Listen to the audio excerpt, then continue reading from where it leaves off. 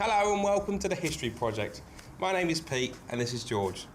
Now, have you ever wondered why the town you live in is called what it is? In this week's episode, we're going to explore the origin of Kent place names and drink some coffee at the same time. Now, before we get started, I would just like to say that during our research, we discovered that most of the things we thought we knew about the origin of Kent place names, they turned out to be wrong. There are a lot of different theories. Lots of history is very, very debatable. It's one of the things that me and Pete both love about history. And we set up the History Project to engage with the general public on history-related topics.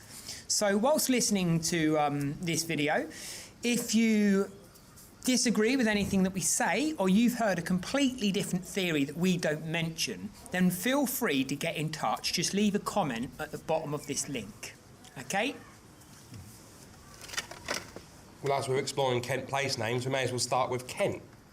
So Kent is the oldest county name in the entire country. It's the closest point to the European mainland and was known as the Edge. And in Celtic, Cantus, which was shortened to Cant, and over the years became Kent. So Kent, Cant, Cantus. Thanks to the Celts. Fantastic. Well, that leads us nicely to my first Kent place name, Canterbury. Now, when the Romans arrived here... Sorry, George, carry on. When the Romans arrived here in Britain, folks, an Iron Age settlement already existed there. The Romans, they settled and they turned this Iron Age settlement into their home. Okay, they named it Dura Vernum Cantiacorum. The Duro meant fort and the Verno meant swamp. And that's because they walled their town, they fortified it, okay? And Canterbury sits in the bottom of a valley and it has several branches of the river Stour or Stour running through it, hence the swamp. Now over time, the name changed several times. In 754, it was called Cantwaraburg. And it wasn't until 1610 when it became the Canterbury that we know today. Brilliant. Was that Cantwaraburg? It was Cantwaraburg, Pete. We should keep it as that. It's much better than Canterbury. Next up for me is the Bournes. So if you look at a map of Kent or anywhere else in the country, you see lots of little places ending with the name Bourne. In Kent we have Little Bourne, Beaksbourne and Sittingbourne. Bourne derives from the Old English word burner, meaning stream. Little Bourne has the little Stour flowing through it, hence the name. Sittingbourne is unusual and comes from the Old English Sida Inga Burner, meaning the stream of the dwellers on the slope. Yeah, it's quite strange, that one, isn't it? A bunch of slope dwellers up there in Sittingbourne, mate. Now again, if you look at a map of the county of Kent or any other county, you'll see lots of place names ending in ford. Now, a ford was simply a river crossing, and I don't mean a bridge. I mean it was a shallow part of the river where people would wade across. Here in Kent, we have Aylesford, which was a crossing of the River Medway, and it belonged to a tribal leader called Aigles. Now, Aigles also had a settlement here in Kent, okay, and a settlement in Old English is Ham. So, of course, his settlement was called Aylsham. Should have been called Aiglesham. Aiglesham. Next up and closer to home, we've got Deal and Dover. Now, Dover takes its name from the Celtic Dubris, which simply meant water. Dubris, George. Dubris. Dubris. It wasn't until 1577 that it was recorded with its current spelling. The town has a river running through it called the Dower, which takes its name from the same source. The river began silting up in Norman times, but it was once a really large river.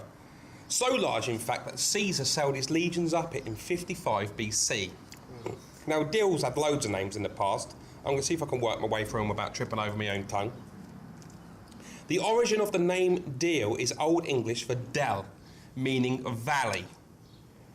It was first recorded as Adalem in 1086, 1086. Then Della, then Della, then Dale, and finally Deal.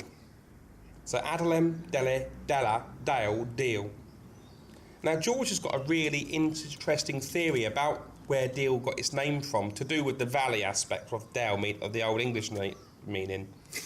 Right, now, folks, people familiar with Deal will probably wonder, where's the valley?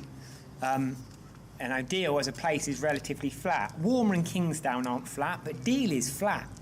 Now, the only thing that I can think of, and I could be wrong, I probably am, if you know that I'm wrong, again, get in touch. I looked at a very, very old map of Deal, and where the High Street sits now, it was once known as Sea Valley, because the sea would often come over and flood it, and it was full up with water. You may remember the flooding in Deal in the 1970s, when the High Street literally was underwater. So times haven't changed that much. Now, if you can think of another reason why Deal takes its name from the Old English word valley, then please get in touch, because it is a bit of a puzzle. Makes sense though, doesn't it? It does kind of make sense, yeah. Yeah. A lot of truth can be found in them old maps as well. Yeah, yeah. Really can, yeah. Okay, now, I'm up next with Kent's rivers, okay? So first up, we have the River Stour, or the River Stour, depending on where you're from. Generally speaking, people from the north of England pronounce it Stour. People from the south pronounce it Stour, but I'm led to believe that neither pronunciation is right or wrong. Now, it actually comes from the Latin word staro, meaning strong or powerful, and it was recorded as far back as 686 as Stir. Now, what is quite interesting is that its branch, the Little Stour, it used to be called Wingham Creek. We also have the River Darren in Kent, and it simply means river where oaks are plentiful. We have the River Belt, and that derives from Old English belg, meaning belly. Okay, and it was originally called the Swollen One, as it often flooded. Now, it's kind of led me to wonder whether or not the word belt, that holds trousers up, the clothing item, was named or has any sort of link to the River Belt in Kent. Now, again, at home, if you do have the answer, please get in touch. We really want to hear from you. Now, finally, we have my favourite place name in Kent, okay, and it's absolutely brilliant, the River Medway. Now, thousands of years ago, the water was noted for being particularly sweet, and the word Medway simply means mead water.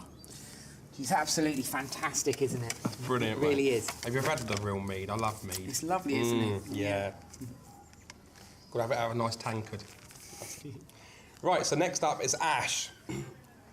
So in Kent we have dozens of places that take their name from the ash tree or their relationship with them. We have Ash near Sandwich. We have Ashmere, meaning ash tree pool. Ashhurst, meaning ash wooded hill. Ashdown, meaning woodland pasture marked by an ash tree. And of course, finally, linking up with George's Fords, we have Ash Ford, which takes its name because it was founded near a ford over the River Stour where ash trees grew. Ash. Wow. Yeah. Now, we also have lots of place names in Kent associated with hawks. The one-time home of the ruthless smuggling gang, the Hawkhurst gang, of course, Hawkhurst. That means wooded hill frequented by hawks. The Hurst means wooded hill in Old English. We also have Hawk's Nest, which is a relatively modern name, and it was first recorded in 1782. And of course we have Hawkinge. Now, Hawkinge possibly means a place frequented by hawks, but Hawkinge is debatable because there's another theory, and that is that it derives from a personal name which would have meant Havoc's place. Cool. My brother lives in Hawkins. Does he? Yeah. Next up we have Thanet. Thanet derives from the Celtic and means bright island, which supposedly refers to a Roman lighthouse or beacon which aided vessels when approaching their stronghold at Richborough. In those days, Thanet was an island separated from Kent by the Wantsum Channel. The The name Wantsum comes from Old English and means winding, which was a description of its course. Ramsgate translates as Raven's Cliff Gap, as the word gate in Old English means gap in the cliffs. And Margate means poolgate, as the word mar derives from the Old English word mere, meaning pool. Wow. Now, staying on the Isle of Thanet theme, folks, we have the most obvious, okay, Broadstairs. And I'm going to completely put Pete under pressure here and ask him to explain where that name comes from. Broadstairs. Wait, you've got to just imagine a pair of wide stairways, right? Just some broad stairs. Yep, you are completely right. It takes its name from a broad flight of stairs that were cut into the cliff at the beginning of the 15th century. Now, Cliftonville, that began as a seaside resort in Victorian times in the 19th century and was given its descriptive name to suggest its coastal location. Nailed that, George. 1-0 to me. Broadstairs. Sandwich. Now, we all know where the word sandwich as a meal comes from, but where does the origin of the actual place come from? In Old English, Wick, which is W-I-C, means farm. So it could mean sandy farm, but many accounts refer to it meaning sandy harbour. We have many more place names in Kent ending in Wick, such as Fordwick or Fordwich. Simply means farm close to a ford. It's a sandwich from Wick. Interesting. Now, I get Gravesend. Now, at home, you're probably thinking, you know, the origin of the place name Gravesend. I certainly thought I did before I started researching for this episode.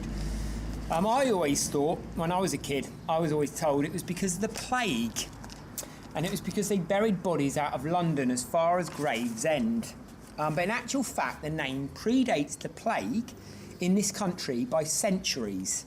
It derives from Grove's End, and it's believed the original grove referred to a park east of the town. Brilliant. You learn something new every day, eh? Do, mate, do. Here's a good one for you, George. The Stones. We have a few different places ending with stone. So we'll start with Folkestone, which began as a meeting place during Saxon times. And you guessed it, they met at a stone which belonged to a man named Folkestone. They say the actual stone vanished from history years ago. But if you know different, please get in touch. I'd like to find that stone, George. That would be amazing. Yeah, I want Folkestone found. Maidstone has a very similar origin. Many believe it is where maids met. That's where you've been going wrong all these years. You need to get that Maidstone, mate. Get yourself a girlfriend. Right. However, in Old English, an important meeting place was called a moot. So it's probably more likely to mean the People's Stone. Hang around there a bit longer, George. You'll be all right. So I've got an easy one now. Dartford, it's nice and easy. It takes its name from its location near a ford which crossed the River Darren. Now, upon research, I've been corrected because I always thought Eastry took its name from the word estuary. If you go on one of them funny websites where you can raise and lower the sea level, bring the sea up about 5 metres and you'll see that right by Eastry would be an estuary. And that's where I thought the name come from. Well, apparently not. Eastry goes back as far as 788 AD, and it takes its name from Old English and simply means the Eastern District or region. And near to Eastry is Betshanger, who I used to play rugby for. And again, it comes from the Old English and means wooded slope near a house. Next up, we have Whitstable, or Whitstable, as people like to call it. Now, the word Whitstable, it derives from Old English. It means the white post. Now, Pete mentioned moots earlier on, which in Saxon times were where people would meet. They would do this regularly at certain stones across Kent. In Whitstable, they would do it at a certain post, which was white. Now, Herne Bay and Herne, they derive again from Old English, and it means corner. It's a reference to their original location amongst the landscape. Faversham derives from Old English again, and it means the homestead of the smith or metal worker. Brilliant. That has real relevance to us, George, White Post. Because when we were kids, we always used to meet at the White Post at the end of the road, didn't we? You remember meeting at the White Post in 10 or 15 minutes? Go out playing cops and robbers or going out on our bikes causing trouble. Brilliant. Here's a short one for you, George. Biddenden. I like this. Biddenden takes its name from a Saxon or Jute called Bidder and refers to his woodland pasture. Biddenden. Nice, short and sweet. So next up, we have several place names that are named after the churches there. So firstly, we have Capel of Fern. It's named after the 13th century church of St Mary, which was originally a chapel amongst ferns. Wow. St Margaret's at Cliff was named after its church, Sancta Margherita. And Dymchurch derives from Old English, meaning the judge's church. Love it. It's incredible, Brilliant. isn't it? Yeah, that's really cool. So next up for me is Ham. Now, Ham is Old English and means homestead or settlement. Now, George has already mentioned Faversham. We've also got Chartham, which means settlement on a rough common land. Chilham, meaning settlement belonging to a person named Scylla. And Chatham, meaning forest settlement. There's also Lenham. Now that means homestead of a man named Leanna. Lenham was recorded as Leanaham in 858 AD. So that's it for this episode. We do hope you enjoyed the show. Please remember to like and share if you're on Facebook and subscribe and like if you're on YouTube. Now I just want to mention that the History Project is a community interest company, and we're currently trying to raise some money to get behind some really great interactive community projects. If this is something you want to help us with, we've put a link in the description, link into our Patreon page. And all this is a website that enables people to support the content makers they enjoy, trust and believe in. So if you think this is a worthwhile cause and you're enjoying our show, please take a little look and support accordingly. Thanks for tuning in. Goodbye for now. Bye-bye.